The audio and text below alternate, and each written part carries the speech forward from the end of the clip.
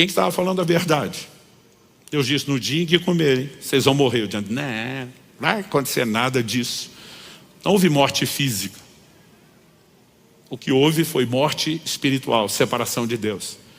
Eles foram expulsos do Éden. O pior não era perder o jardim, era perder o acesso e a comunhão com Deus.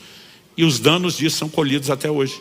Romanos 5,12 resume essa história dizendo, por meio de um só homem entrou o pecado no mundo, através do pecado a morte, e a morte passou a todos os homens. Qual voz estava falando a verdade? A Bíblia diz que Deus não pode mentir. A verdade é a essência do seu caráter. Agora, desde o início, quando o diabo relativiza e diz as coisas não são do jeito que Deus falou, eu fico impressionado, porque uma coisa é essa voz prevalecer no coração do ímpio que não teme a Deus. Mas é como ele consegue enganar uma pessoa que teme a Deus a dar mais crédito à sua própria voz do que à voz de Deus. Agora, se isso não for chamado de engano, a gente pensaria muito estupidez. Mas o engano, ele vai sendo trabalhado de forma lenta. Quando era garoto, meu pai citava uma parábola, ele mencionava alguém citando essa ilustração, que estava citando outro, eu nunca soube, né, a quem dar crédito. Mas ele dizia o seguinte, se você pegar uma rã e jogá-la num caldeirão de água quente, do jeito que ela cai, ela pula. Ela vai reagir imediatamente à mudança de temperatura e ela não fica ali.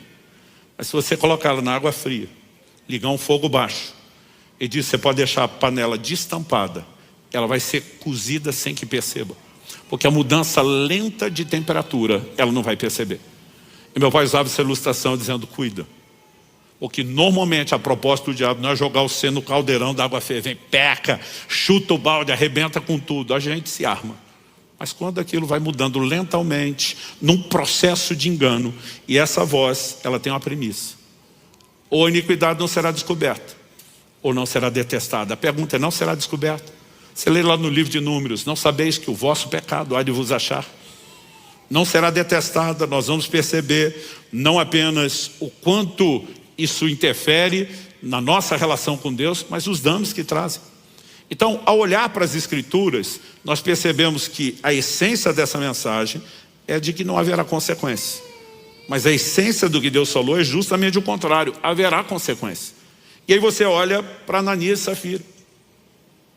Quando Ananias sustentou a mentira, ele caiu morto instantaneamente. Os jovens, porque a força de trabalho desde o início da igreja são jovens, foram enterrá-lo. Depois de todo o trabalho de cava, enterra e volta, a Bíblia diz 3 horas depois. Eu fico imaginando o tamanho dos cultos e reuniões